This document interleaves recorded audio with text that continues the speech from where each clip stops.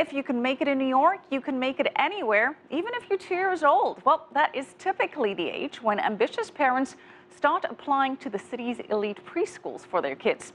Although tuition costs at some of these prestigious preschools can rival those of private colleges, many think that it is worth paying that price to boost their child's odds of later getting into top universities like Harvard. Karina Huber has the story. Like most parents, Jane Burke wants only the best for her daughter Sadie.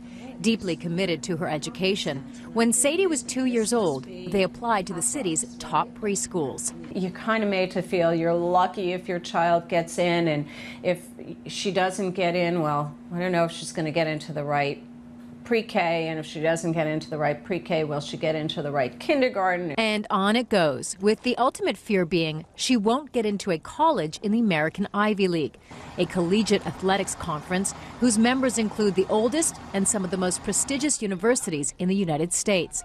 Sadie got into all the schools she applied to. The bad news is they all want a deposit right away. They're all expensive.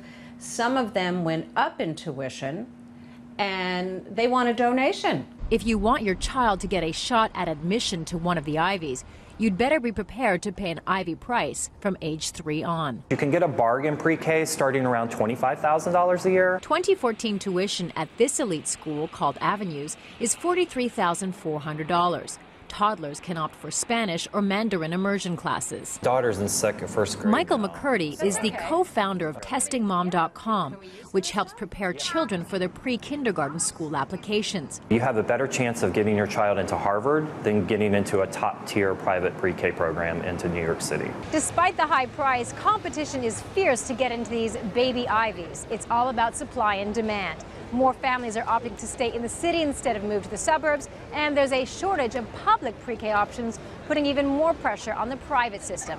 At some schools, there are 25 applicants for every available slot. And those applicants are among the city's most ambitious.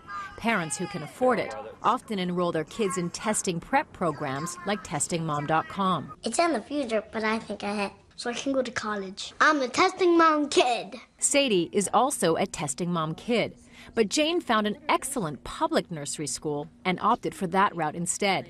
Sadie is now in a coveted Gifted and Talented program that is free. Realized you did not have to buy into this obsessive, compulsive mentality about getting your child into the best nursery school. And besides, she says, there are many paths to Harvard.